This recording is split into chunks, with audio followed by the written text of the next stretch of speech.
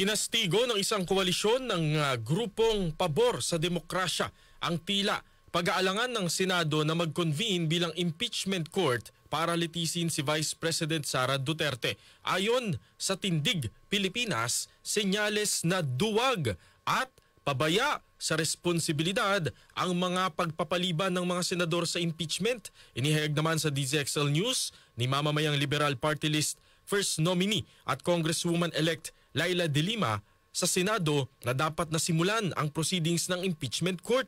To the senators, enough with the dribbling.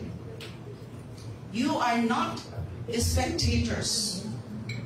You are the court. Let the trial begin and let the evidence be laid bare. Simple po ang ating panawagan. It has been articulated already ng mga kasamahan natin. Ituloy ang impeachment trial para mapanagot ang hindi karapat-dapat na maglingkod sa taong bayan.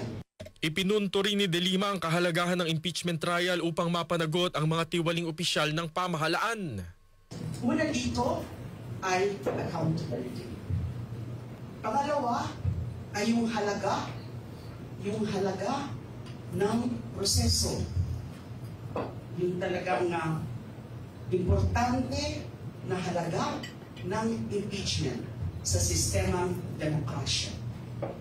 Pangatlo ay yung paglatag ng proseso para walang pwedeng maging balakid ang impeachment.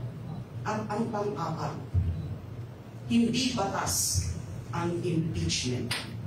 Hindi ito gawaing mambabatas. Wala po ito sa artikulo sa Constitution, Article 6, Legislative Department.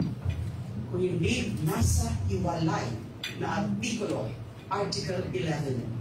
Kaugnay nito, magdaraos ang koalisyon ng mga programa at aktibidad simula sa Lunes para bantayan ang kilos ng Senado. Kabilang dito ang pagmarcha patungong Senado sa June 11 na siyang petsa ng pagbabasa ng Articles of Impeachment ng House Prosecution Panel. Sa June 9 po, sa Lunes, magkakaroon po ng ecumenical service ng alas 9 ng umaga. Ang lahat po ng ating gawain ay gaganapin sa harap ng Senate Building sa may GSIS. So meron po tayong vigil mula 4 p.m. hanggang sa susunod na araw. So magkakaroon po ng Jericho March sa alauna sa paligid ng Senate Building. Ito rin yung pamamaraan na ginamit noong impeachment ni President Joseph Estrada. At saka magkakaroon din po tayo ng isang programa mula 2:30. Pagkatapos sa marcha mula 2:30 hanggang alas 4 na yun po yung schedule ng pagtanggap ng Senado sa mga articles of impeachment. Yan si Buhay ang People Power Campaign Co-Convener Francis Aquino D.